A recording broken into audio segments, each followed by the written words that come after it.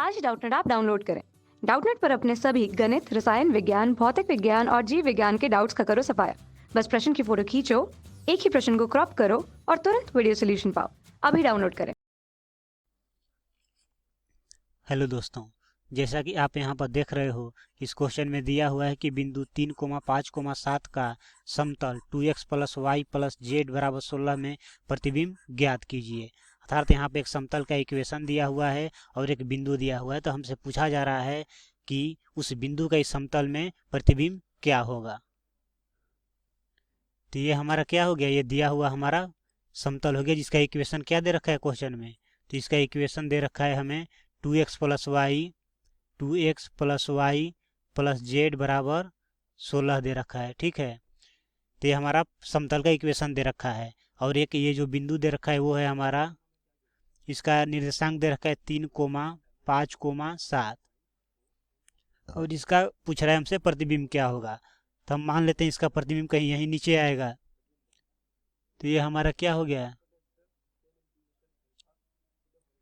और ये मान लेते हैं हमारा इसका प्रतिबिंब जो होगा प्लेन में कहीं, ये हमारा क्या हो जाएगा, ये प्रतिबिंब हो जाएगा। इसको मान लेते हैं अल्फा बीटा गामा। ठीक है, इसको मान लिया हमने अल्फा बीटा गामा मान लिया, और इसको मान लेते हैं हम ए, इसको मान लेते हैं बी और इसको मान लेते हैं सी।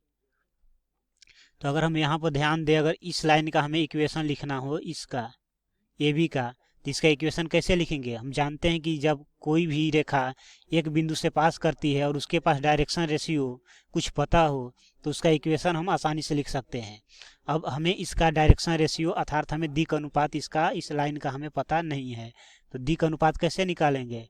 तो इसका जो दिक् अनुपात होगा वो क्या होगा, इस समतल का ही दिक् अनुपात होगा। कैसे, क्योंकि जो इस समतल का जो अभिलंब होगा वो जो होगा इसका क्या होगा, समानांतर होगा। तो उस केस में इस समतल का अभिलंब इस तरह कुछ होगा।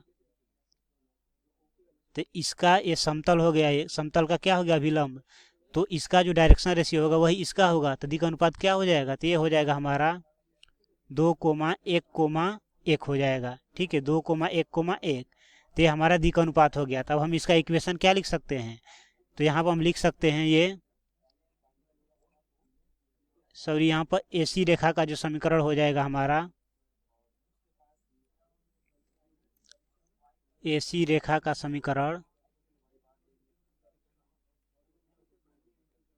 तो वो क्या हो जाएगा हमारा, तो x माइनस x1 कितना है यहाँ पर 3, तो x माइनस 3 हो जाएगा अपॉन इसका दिक् अनुपात क्या हो जाएगा 2 बराबर y माइनस y1, ये कितना हो जाएगा, ये 5 अपॉन डायरेक्शन रेशियो यहाँ पर 1 है बराबर z माइनस z1, ये 7 अपॉन इसका डायरेक्शन रेशियो 1 है। तो ये हमारा क्या हो गया, इस रेखा का समीकरण हो गया। और जब हमको किसी भी रेखा का समीकरण पता हो और उसी रेखा पर अगर हमें कोई बिंदु लेना हो तो उसका निर्देशांक क्या होता है, तो ये है, मान लेते हैं हम इसका क्या निर्देशांक XYZ मान लेते हैं। ठीक है, XYZ। तो यहाँ पर अगर हम इसको R मान लेते हैं तो यहाँ पर x बराबर क्या आ जाएगा, XYZ बराबर हमारा हो जाएगा, तो x का मान कितना हो जाएगा यहाँ से 2R plus 3 comma R plus 5 comma R plus 7। तो ये हमारा क्या आ गया, XYZ का मान आ गया। अब चूंकि हम ध्यान से देखें तो जो C बिंदु ये प्लेन पर लाई कर रहा है, और जब कोई भी बिंदु कोई भी पॉइंट प्लेन में लाई करे तो उसका मतलब क्या हुआ कि वो जो पॉइंट है वो समतल का जो समीकरण होता है उसको क्या करेगा, सेटिस्फाई करेगा। तो हम यहाँ पर लिख सकते हैं चूंकि बिंदु C प्लेन अर्थात समतल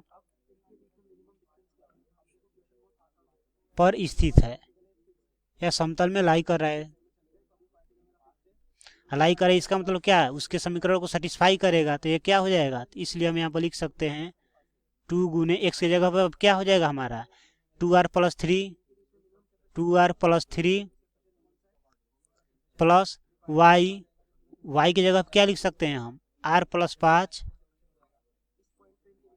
प्लस जेड की जगह क्या लिख सकते हैं, आर प्लस 7 बराबर 16।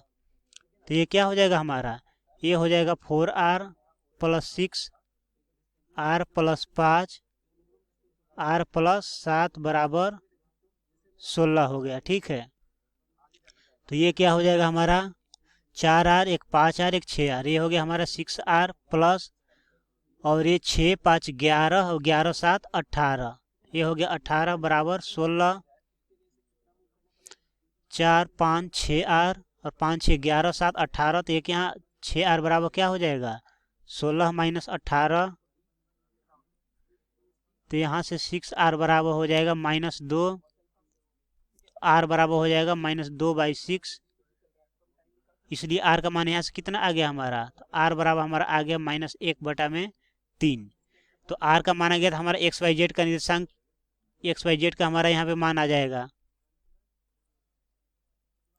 तो x कितना था यहाँ पे, तो x है 2r प्लस 3, तो यहाँ से निकाल सकते हैं x का 2r प्लस 3, अर्थात क्या हो जाएगा 2 गुने r, r कितना है -1/3 प्लस 3, तो ये कितना हो जाएगा, ये हो जाएगा हमारा 9 माइनस 2 अर्थात 7/3 आ जाएगा। तो x का मान कितना आ गया 7/3। अब y निकालना है, तो y कितना है r प्लस 5 अर्थात -1/3 प्लस 5, ये कितना हो जाएगा 15 में से 1 जाएगा 14/3 हो जाएगा ये, तो ये हो गया हमारा 14/3। और उस जेड का अगर हम बात करें तो वो है हमारा r प्लस 7 अर्थात -1/3 प्लस 7, 21 में से 1 जाएगा क्या हो जाएगा 20/3, तो ये क्या आ गया हमारा 20/3 आ गया। तो इस प्रकार हमारा xyz का भी मान यहाँ पे निकल गया। तो अब हम यहाँ पे क्या करेंगे, क्वेश्चन में हमसे पूछा गया था, क्वेश्चन में हमसे क्या पूछा गया था कि इसका इमेज क्या होगा, इसका प्रतिबिंब क्या होगा, मतलब हमें b का निर्देशांक निकालना है। तो अगर हम इसे ध्यान से देखें तो जो c बिंदु है वो ए बी का पूरे का क्या होगा मध्य बिंदु होगा। तो हम इसे क्या लिख सकते हैं, चूंकि c ए बी का मध्य बिंदु है,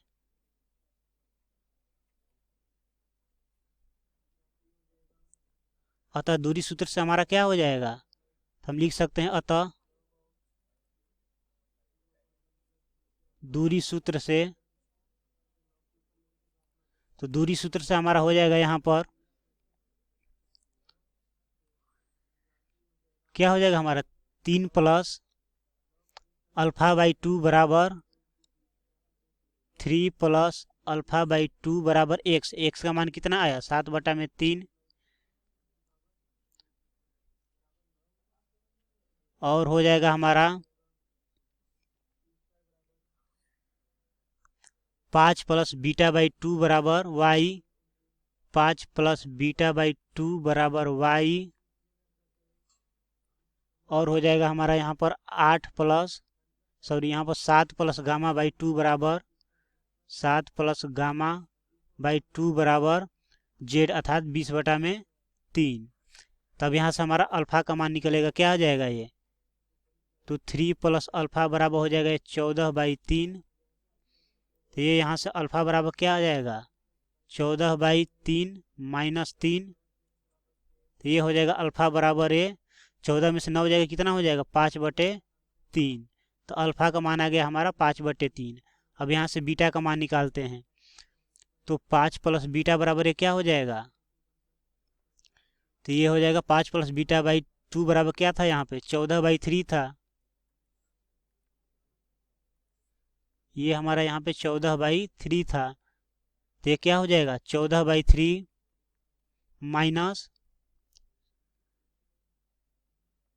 सॉरी यहाँ पर जब 14/3 तो 2 से गुना हुआ तो क्या हो जाएगा हमारा, जब गुना 2 होगा तो ये हमारा हो जाएगा 5 प्लस बीटा बराबर ये क्या हो जाएगा 28/3, तो बीटा बराबर क्या हो जाएगा 28/3 माइनस 5, तो ये हो जाएगा हमारा बीटा बराबर, जब 28 में से 15 जाएगा तो हमारा कितना हो जाएगा ये, तो ये हो जाएगा हमारा 13/3। उसी प्रकार यहाँ से 7 प्लस गामा बराबर हो जाएगा ये 40/3, तो ये गामा बराबर हो जाएगा 40/3 माइनस 7। तो ये हो जाएगा गामा बराबर कितना, जब ये 40 में से जब 21 जाएगा तो कितना बचेगा, ये 19/3। तो इस क्वेश्चन में हमें क्या करना था, तो इस क्वेश्चन में हमें प्रतिबिंब अर्थात बिंदु का हमें प्रतिबिंब निकालना था, और वो क्या है हमारा बी है। इसलिए हम लिख सकते हैं ए अर्थात 3, 5, 7, 3, 5, 7 का प्रतिबिंब हमारा बी है क्या, अल्फा बीटा गामा, अर्थात